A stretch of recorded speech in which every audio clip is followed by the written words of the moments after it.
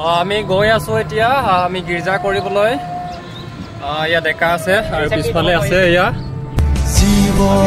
গৈ আছো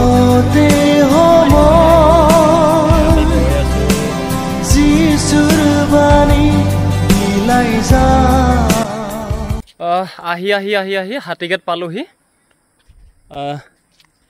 এয়া হ'ল হাতীগেট আগতে চাবলৈ খুব ধুনীয়া আছিল কিন্তু বৰ্তমান সময়খিনিত ইমান ভাল নহয় আৰু কাৰণ খুৰ আছিলে খুৰখিনি ভাঙি পেলোৱা হৈছে কাৰণ কোনোবা দুষ্ট লৰাই বা ছোৱালীয়ে তেনেকৈ ভাঙি পেলাইছে আৰু ইফালৰটো গোটেইটো বাটত লাগি আছে তো হয়তো গাড়ীও খুন্দিয়াই দিব পাৰে আগতে চাবলৈ খুব ধুনীয়া আছিল এয়াই হ'ল হাতীগেট আমাৰ এইটো বৰ্ডাৰ ৰোড হয় এয়া হয় সো আমি আমাৰ এই মণ্ডলীৰ এঘৰ হাতীগেটৰ অলপ আগত আছে তো আমি তাতে গীৰ্জা কৰিবলৈ আহি আছোঁ আমাৰ আয়ং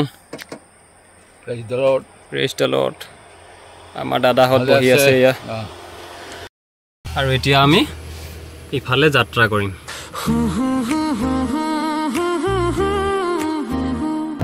এয়া হ'ল হাতীগেট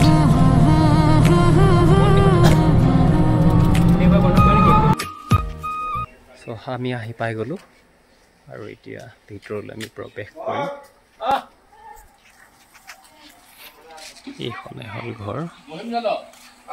আমি ইয়ালৈকে আহিছোঁ এয়া আমাৰ মণ্ডলীৰে ঘৰ আহিছোঁ যেন বিশ্ৰাম পাম